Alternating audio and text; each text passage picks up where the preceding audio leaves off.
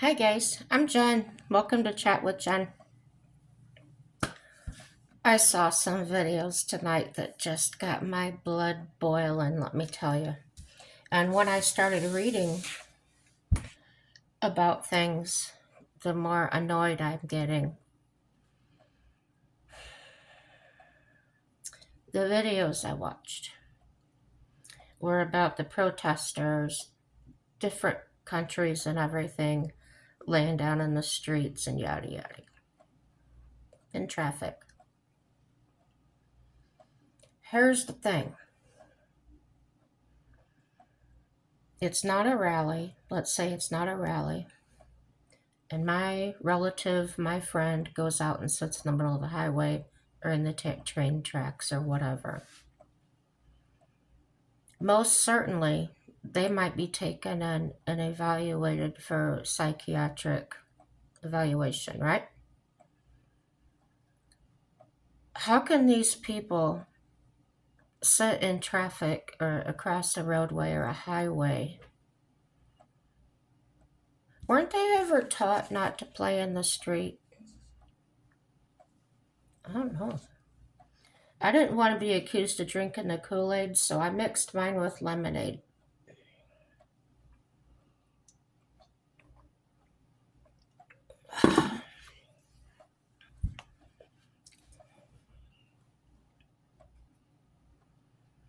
If I do anything for with a purpose, I think the whole thing through. For instance, my first husband went to Iraq. Well, he was in Saudi Arabia. During that time, there was a support rally being held in my old hometown, and I happened to be visiting there at the time. And so I stopped, I jumped into the crowd, waving a flag, the whole thing. And this was in front of the courthouse. Nice yard. Nobody was up on the street because it was a very busy intersection. Nobody out jumping in front of traffic or waving flags in front of the where people could see. I even got interviewed by a news crew. Um, to me, that was a peaceful demonstration. The harder these other protesters are going, that are actually protesting, not demonstrating.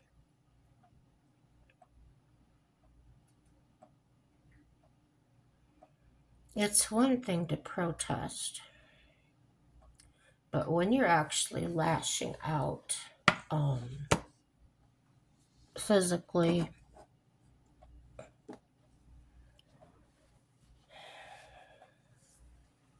if you're jumping on a person's vehicle, throwing things at it, why aren't the laws more strict on them? Why is it seems like if you're in the vehicle, you have less rights? Oh, I may not be using the word rights correctly here, but you're not allowed to run them over. That's a no-brainer. I wouldn't want to kill anybody on purpose. But here's what came up. I asked so many questions in so many different ways, and it's not giving me the answer. I think that's Google blocking me. So I finally typed in, is blocking a vehicle considered assault? Then I started getting somewhere close. It says no, simply blocking a vehicle is generally not considered assault, but it could be if coupled with threatening words or gestures that make someone reasonably fear imminent bodily harm. So if somebody was doing that to me, I wouldn't antagonize them. I wouldn't respond to them. I would probably be focused on my anxiety tools and using those, counting and whatever I have to do. Now, if they start attacking my vehicle, beating on my windows, things like that, who's to say in my reaction of fear, or anybody for that matter, feeling attacked, that flight instinct kicks in, the adrenaline kicks in, and your instinct to go takes over. When does one human's right become more than the other? We pay for the streets, so do they. We are using the streets what they were paid for, designed to do, which is traveling, not sitting like you're sitting in your living room on your couch. Here's my advice to people, to anybody. Even your children, you tell them, do not cross the street without looking, don't cross against the signal, all these things, right? How do you get to these people's age without dying? I seriously want to know that. If you think it's okay to go sit in the street, I think you should be committed. I think you should be taken very seriously at not valuing your life or the person's life that's driving down that street that may swerve and kill themselves to avoid hitting you. You're being very selfish, very I-itis. I seriously believe you probably belong in a mental hospital. No joke. And maybe put in a straitjacket. So here's a more detailed explanation. Assault defined. Assault is typically defined as intentionally or knowingly causing another to reasonably fear imminent bodily injury. So, if the person is standing in front of my vehicle and I'm got the vehicle in park, but the car's running, I'm honking at them, asking them to move, everything else, and they just won't. They're just screaming at me and pounding on the hood of my car. If nothing was behind me, I would probably back up away from them. As I'm backing up and start to turn, and they run around the other side while I'm in the process of turning, did I hit them or did they run into my car?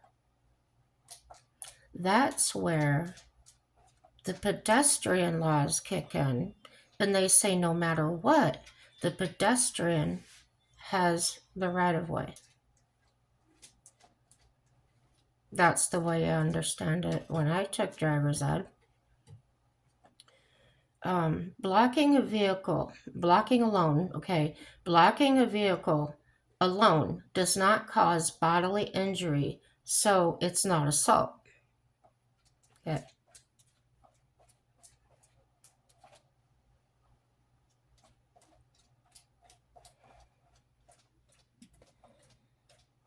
So if I'm understanding this correctly, just because you're inside the vehicle,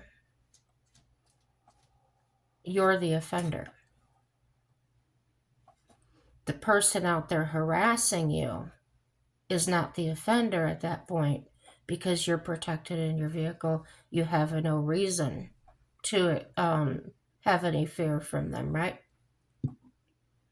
This seems very one-sided. This is designed to protect idiots. Aggravated circumstances.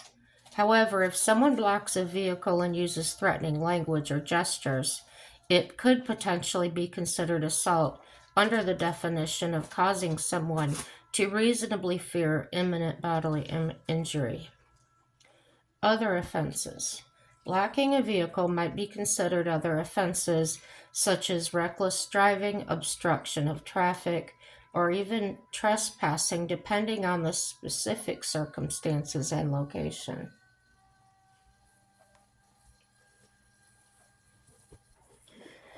Blocking a vehicle might be considered other offenses such as reckless driving. Are you driving when you're on foot stopping a car? I don't get that. Obstruction of traffic, yeah.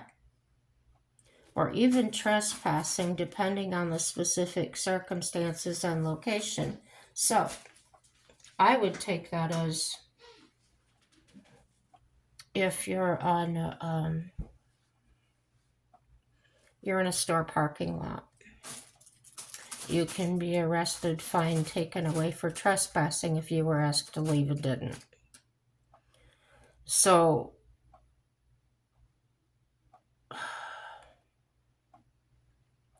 if penalties for assault by auto. If someone uses a vehicle in a way that causes bodily injury or serious bodily injury, they could face penalties such as jail time and fines, depending on the severity of the injuries.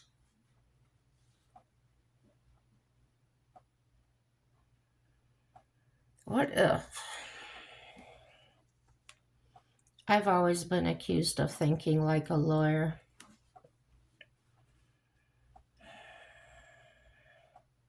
I always look for the loopholes. Not to get away with things.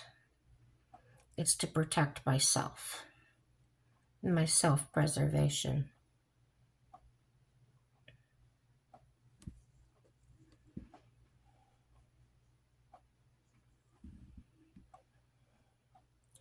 Blocking someone's path does not cause bodily injury to another person.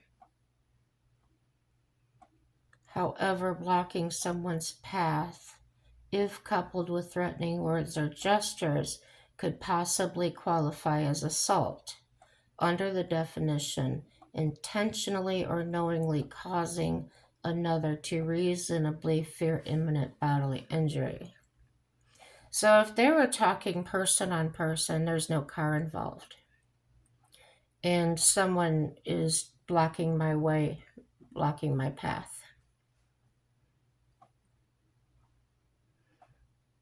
that's not illegal. But if they're threatening me, if coupled with threatening words or gestures, what would be a threatening gesture? I don't know. I would think there would always be words before a gesture. I don't consider a gesture pulling out a weapon. That's not a gesture, that's an action. A gesture would be maybe doing your finger like this, a fist. I don't know.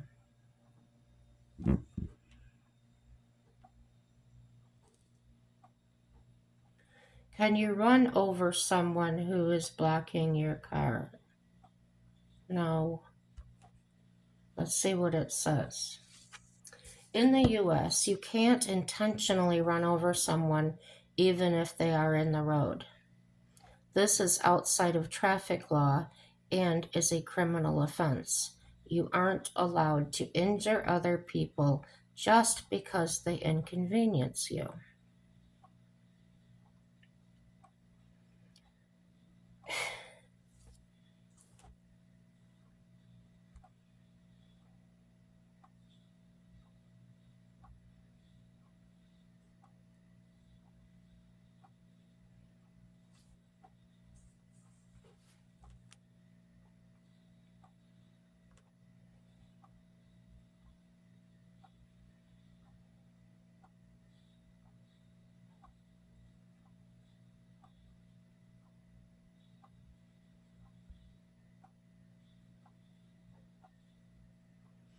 Blocking someone's car to prevent them from leaving without legal justification can constitute false imprisonment, a civil tort, and potentially a crime, depending on the circumstances and jurisdiction.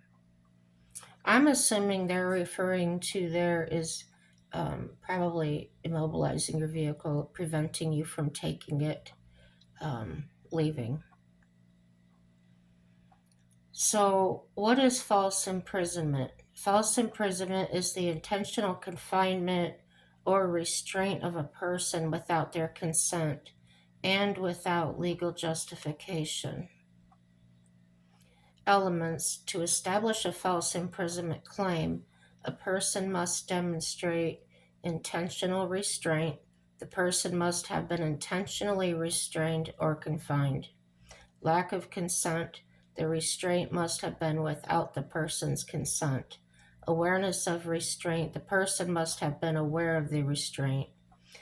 Lack of legal justification: the restraint must have been without legal justification. Examples: locking someone in a room or vehicle, preventing someone from leaving by grabbing their arm or physically blocking their path, blocking someone's car to prevent them from leaving. Legal consequences are a civil tort.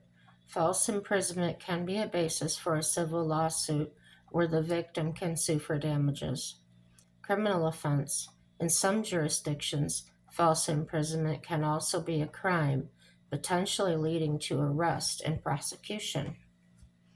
Defenses: consent: if the person voluntarily agreed to the restraint, it may be a defense. Legal authority: if the restraint was authorized by law, example, a lawful arrest, it may be a defense. So let's see, on Reddit it says, if you block someone's path, is it considered kidnapping or false imprisonment in the USA, and therefore deadly force is allowed? Um, Someone said this on I'm reading what they said. Someone said this on Facebook, and I'm flabbergasted.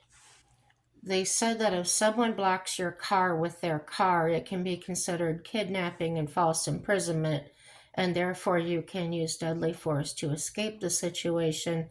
And I have no idea what to make of this. Is it true? If someone impedes your movement, can you really just shoot them instead of asking them to move because they technically kidnapped you? That's taking it real far, isn't it? And there's an edit.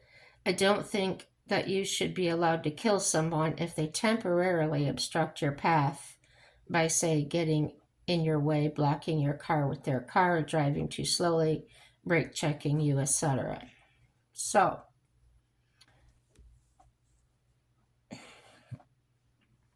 a response says, if you block their car, no, so long as they still have the option of getting out of their car and leaving. If you block the path they want to go down, but they are free to take a different path or leave, then you aren't imprisoning them at all. And in the US, it's considered false imprisonment, and don't say it's not. Look up how many people get sued by it, so at least civil-wise.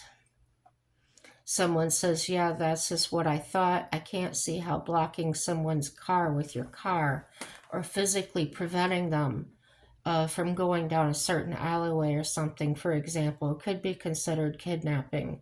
But maybe there are Supreme Court rulings that make blocking someone's path kidnapping. Was just curious. I'm kind of agreeing with the if I'm surrounded by people, I have no exit path, nowhere to avoid this person or people. I would consider that something. That would be something I would have to find out, talk to legal representative, you know what I mean.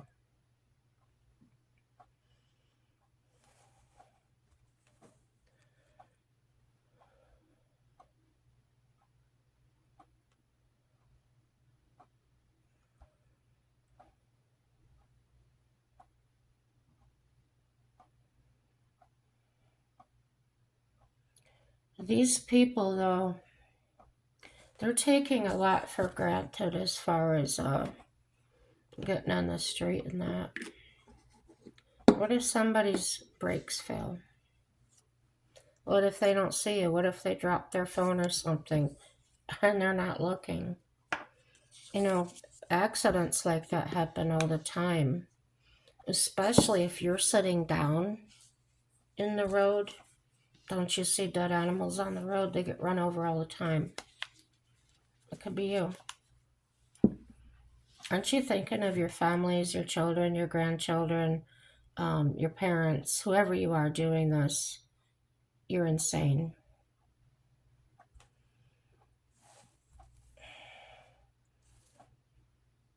I'm not saying that's just my opinion because I really believe that deep.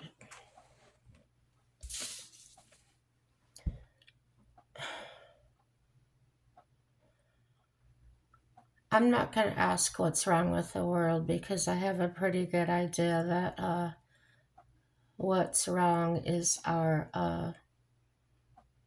the root of our problems, our relationships, how we treat one another, how we, this whole idealistic thing of, I'm going to treat you how you treat me. Well, what that has turned into is what psychologists, psychiatrists call the one up. You can sit there with your partner's hands and you can touch your partner like that, and your partner will touch you a little bit harder, and that keeps going. There was a whole study done on that, and that they call that tit for tat. So that's how people act in these arguments, and they get so escalated because one has to keep going up and up and up, and nobody is staying at the same level or going down. That's how it turns into violence. Maybe nobody intended for it to go that far, but now it did. I watched a whole video as a protester was on the same side as the other protesters, and they attacked him because they didn't know he was. They thought he was somebody else. And there's 5 or 6 of them jumped on him, beating the crap out of him. These weren't young people. It blew my way. They were over 50. All of them were. Even the men they jumped. Because he was holding a longer, like a grill lighter in his hand as he was walking, and he had a backpack. That's all he was doing.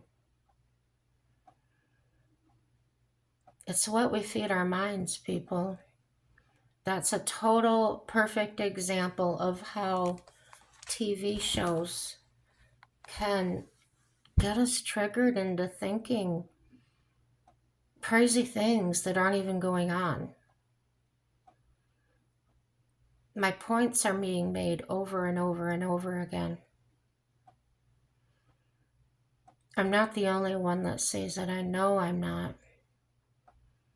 I just haven't met anybody in person or even online yet that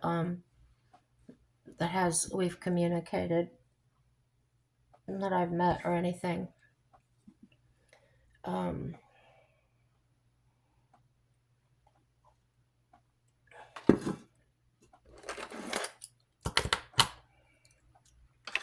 You ever have one of those friends, or maybe you're one of those friends, that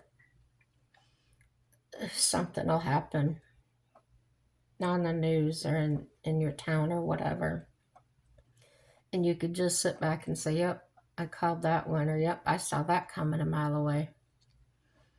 That's kind of what I feel like. And what's hard is feeling like you're the only one. And I just know I'm not. I know I'm not the only one. I'm just not me. And it's not necessarily to meet like-minded people. Just to have different viewpoints of the same subject.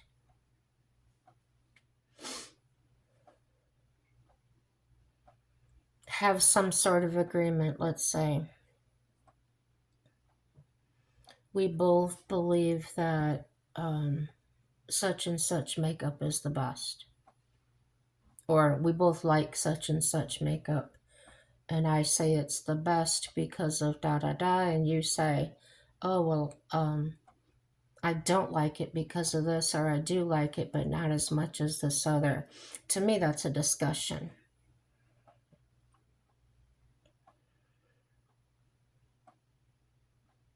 I've also had conversations. I never understood these people at all. Um, I certainly met more of them than I would have ever thought I would in my whole lifetime. But I worked with a girl,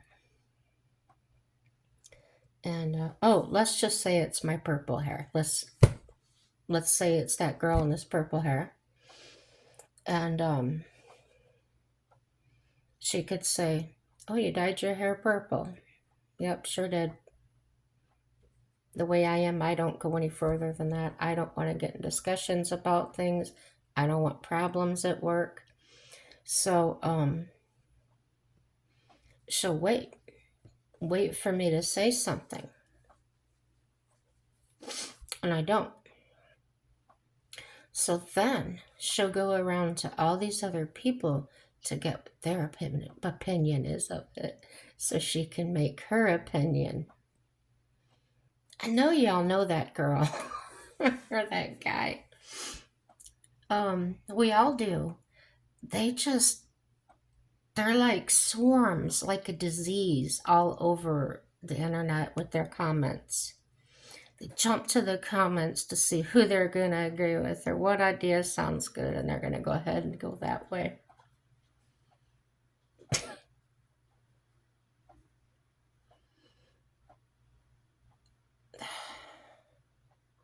People are just all moving together like a big flock of geese. It's like there's nobody's thinking for themselves anymore, it seems like. Been brainwashed? I don't know. I didn't grow up that way. Maybe that's why I am the way I am. I mean, it wasn't until like my high school years that dad was actually off on weekends. Um, and he worked the steel mills, and that was a luxury that you didn't have until you were in there for a while. And he liked to stretch out on the living room floor because of his back. That's how he was most comfortable. There was no cable. There was, it's just the three stations. And sister and I could watch cartoons after we took care of the animals. It was usually Bugs Bunny or something, Flintstones, whatever. And then dad would come in there, lay on the floor, and then we knew it was time to change the channel. But dad didn't watch the news. He didn't watch. He watched animal documentaries, mostly on National Geographic. The stuff about the oceans and wildlife, um, and we had conversations about it.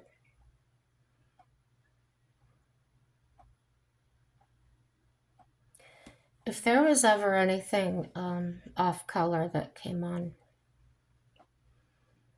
my dad would leave like, "Oh Jesus, I can't stand this shit," and say, "Come on, let's go outside or let's do something." It it was change direction. Didn't let us set. Didn't push us either. Didn't force us to do things. Didn't beat us. Um, it was not as good times. The suffering I did was mostly mental anguish. So I was telling you a story the one day about my mom jumping on the hood of my Jeep. She just threw a screwdriver at my head, so I leave. And she follows me out there. I get in on my Jeep. I'm ready to go. Start it up. Hadn't even put it in drive yet. She stands in front of it and starts pounding on the hood and carrying on like a fool. Yeah, this 50-year-old woman. And I sat there like in shock. What the heck are you doing? So she goes to the side of the vehicle. So I put it in drive. But I hadn't taken my foot off the brake. Heck no, I wouldn't run over my mother, even though she was acting crazy. So she jumps on the hood of the Jeep and starts screaming that I'm trying to run her over. Well, as she was jumping on the hood of the Jeep, I put it in park and I shut it off. She's grabbing my wiper blades. She's yelling at me that she's going to kill me. No, the thing that caused that, well, first of all, if you don't know, my mom is a narcissist. And the golden rule that I've learned since then is to never, ever, ever confront them with something they've done or haven't done, or ever tell them anything's wrong with them, because in their mind, nobody knows that. So it's like if you bring it out, their slip's showing and they can't have it. So she wanted me to give my brother my pickup truck for the $500 deposit he put on it, and I couldn't afford to do that. He only owed me $500 more. And she went on about it. And here's where I almost ended my life, for real. Since she threw that screwdriver, it literally stuck in the wall that close to my head. She was aiming for my head.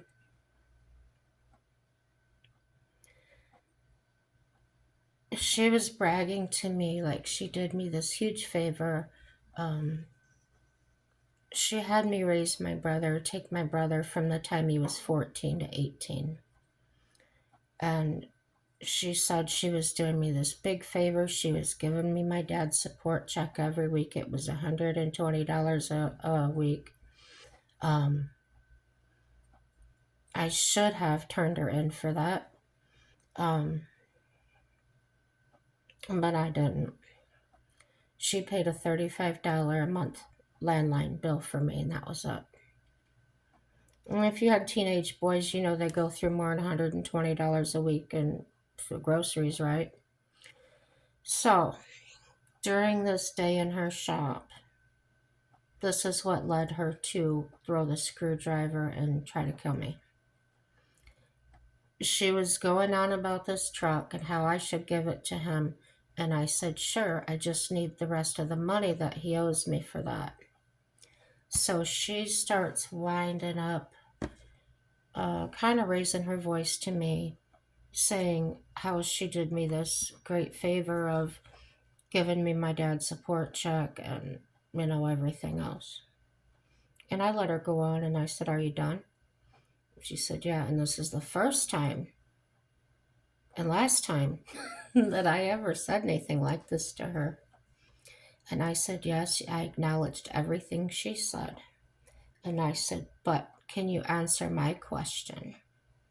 She said, yeah. I said, where was your support check? That's when she lost it. She reached over, grabbed that screwdriver. She wanted to kill me. Don't ever confront a narcissist. It could be hazardous to your health or your life. So, yeah, that backed her into a corner. That didn't give her any way out, no excuse. So, I had never really done that. So that was the first and last time I did that. And then the last time that I had contact with her, um, she kept trying to trigger me, kept trying to get a reaction.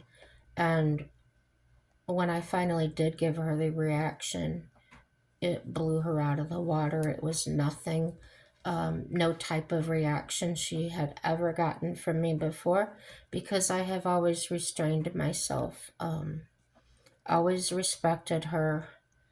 And so, with great respect and reverence for my mother, I said this to her. The next time I'll see you, you'll be in your casket or your grave. It hurt to say it, kind of like Band-Aid being ripped off, but it was emotional. You knew it had to be done. I knew it had to be done. I had put up with 40 years of that narcissistic abuse, if you will. The reason I stayed that long, the way she kept me in check was take care of your brother. Then she took custody of his son, and then it became take care of your nephew. When I was growing up, from a very young age, probably first grade even, um, when I was about fourth grade, I think it was about fourth grade, it was take care of your sister and brother. Um, and she would literally be sitting on the couch watching soap operas, smoking cigarettes or whatever, drinking coffee. Um, she didn't stay that way. She didn't do that her whole life. It was just a period of years. Um, I can't say she was a terrible person. Um, she did a lot for me. She really did a lot for me. But it always came with a price. She bailed me out financially so many times. Um, Bought me a brand new washing machine. Even let me pick it out, what brand, what size I wanted.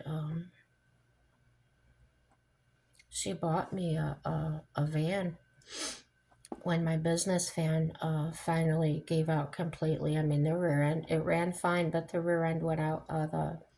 Literally rusted and came apart. Okay. Wasn't any fixing it because the frame was gone too in that area. Um, we found a van together, and she went and got the money out of the bank and bought it cash. And I didn't want her to do that because I knew the consequences of that.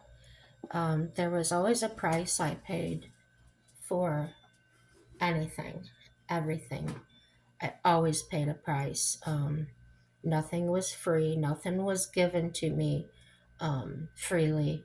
Um, it would be wrapped up in a package that way. But what you didn't see was underneath the bow there was an IOU attached. And the IOU was normally much bigger than you could ever give back. And then when you didn't, um, everybody in the family was told, all the people in public were told, um, what a worthless ingrate you are. You don't appreciate anything. But just as bad as they can talk, they can turn around and talk to you so sweetly. So it's always an artificial mask. And these mentally ill people that are throwing themselves in cars, I'm telling you, got me really fired up on this mental illness thing. And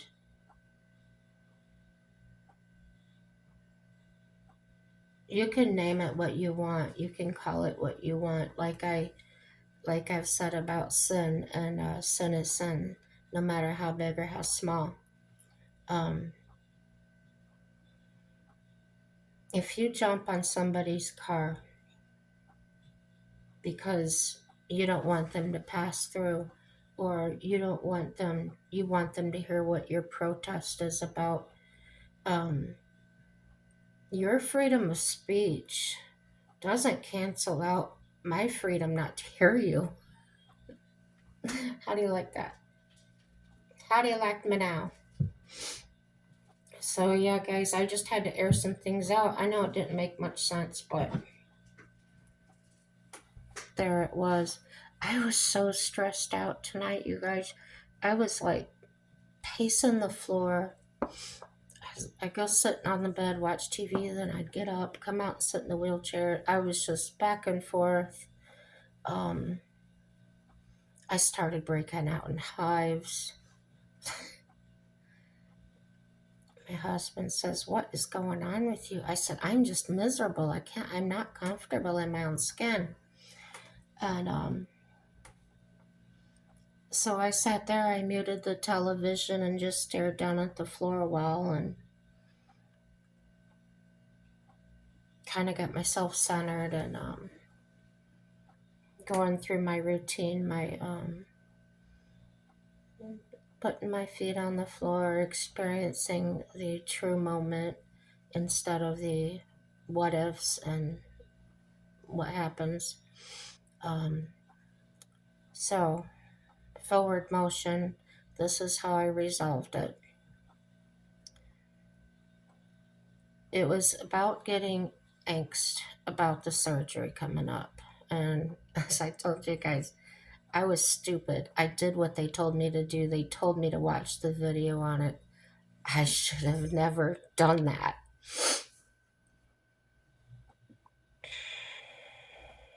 No, I shouldn't have. They shouldn't have told me that. Could have gone the rest of my life without seeing what was in there. Anywho, so all these things are going through my mind, going through my mind. I gotta do these body wipes. It's like everything's laid out. In other words, we have the place to stay. It's like all these things are done. The car is fixed. So now I don't know. I don't know how to explain it. Mostly I'm worried about the pain afterwards. Are they going to give me a nerve block because they can't give me pain meds? Nothing stronger than Tylenol because of my kidneys and my heart and all that crap. Um, I think that's what's got me. It's not the having to stay overnight. I guess in the back of my mind, just a little flitter is leaving Nettie home by herself.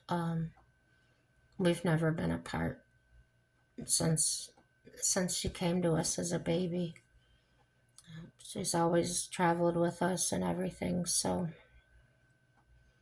I mean, of course, she's been away from her for a day when we run, do appointments or something like that.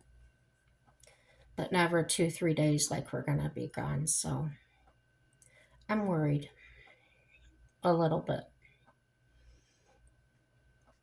Mostly for her mental health. Because she's so attached to you guys. I just come home from the grocery store and she's got to jump all over me and meow. I could just imagine her being her by herself and, that internal clock kicking around and her freaking out and just meowing at the door like I've seen her do just when Mike goes to work. So my resolution was to get my suitcase out, focus on what I would need to wear, how I would dress after surgery.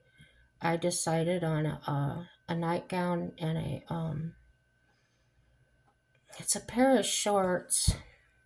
It's not ones that I would wear out in public because they're kind of short, but the legs are just so floppy on them. They don't really touch my thigh when they're on. So I felt that would be a safe choice to take that wouldn't be hard to get over my surgery leg or anything. And I would be comfortable, more comfortable than in a hospital gown. Taking my bathrobe, taking my socks, and I always keep, I always buy packages of underwear, like more than one package at a time, because usually, like my bread and my nail polish, I'll get some that I like, and then they'll stop selling them. I can't find them anymore. So I even broke into one of my new packages, even though I didn't need them yet, and packed those. It's these little things that I can find comfort in, or I've got this brand new thing to put on, or gosh, I probably had them for 2 years, but they're still rolled, and they put the little piece of tape on them or whatever. Made them pack well in the suitcase. So yeah, I took my fuzzy robe, my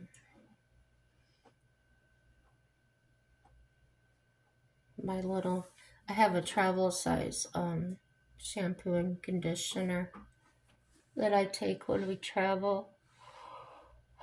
With a separate toothbrush. Well, a new tooth. I use the Oral B, but I keep a package of brand new. I keep brand new toothbrushes in my closet in the packages, so I just throw one of those in there, and then when my trip's over, I just pitch it. Um, I think I've got absolutely everything. Got a hairbrush. I mean, a hair comb, and see, I'm just sitting here like this. I'm getting worked up again. I hates it. I know I'm gonna be fine. I know I'm gonna get the ice, some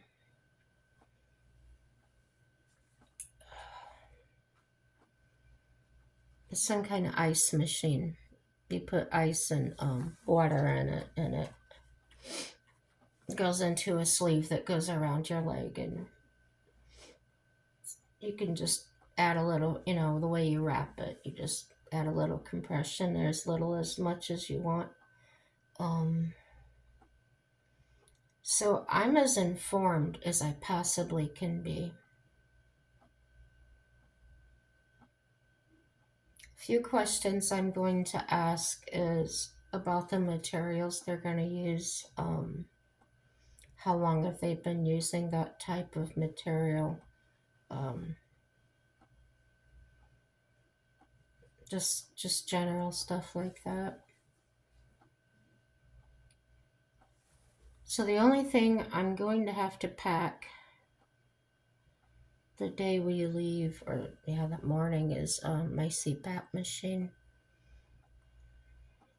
and my medicine. But that's it. I'm ready, you guys.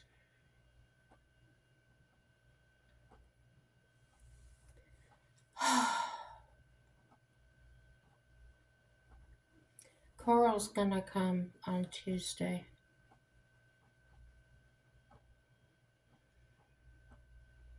Check-in at the room is 3 p.m. So she said she'll come here at 9, and she'll give us a hand uh, doing the other stuff. Got to make sure the house is in order for when I come home. All the pathways. We pretty much got the living room straightened out, where there's lots of room in the middle to get through.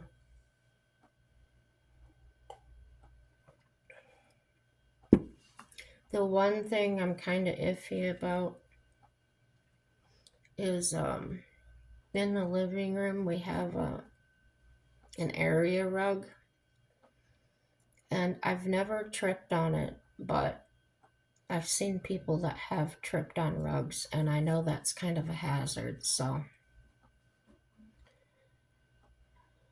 I'll decide that when I get home. It's going to depend on how much I can lift that knee, or lift that foot, and which should be pretty good from what they've been saying. They're getting you walking right away and stuff. So Feels good to talk about it. I know I talk too much about it, but I don't have anybody else to talk to but my husband, and I drive him batty with it. Today, with my pills, I think I told you, yeah, it was this morning I had the coffee with you. I ended up having a second cup. Yes, I did. That was too much for me.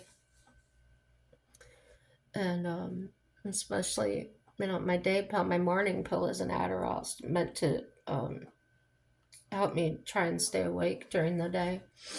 And I was zinging. I zinged myself right out, slept, and I woke up just as Mike had gotten in. He had been home a few minutes, I guess, when I woke up. And right away, I'm talking a mile a minute, just right back at it. He's just looking at me like, I could tell by the look on his face. He's like, I can't handle you right now. Yeah, but I will talk to you later, guys. Unlike, like, subscribe, share with your enemies and friends. Yeah, they're all family, aren't they? Even the crazies. So, I keep telling you this, and I'm going to keep telling you until you get it through your head. Believe everything's good no matter what it looks like from our viewpoint. Pray for for God to give you His eyes to see with. And our eyes are failing us every day. Everything about us fails every day, and the proof of that is read the comments. It is all going to work out for our good. It really will. Believe that. And keep believing and have that happy day, you guys.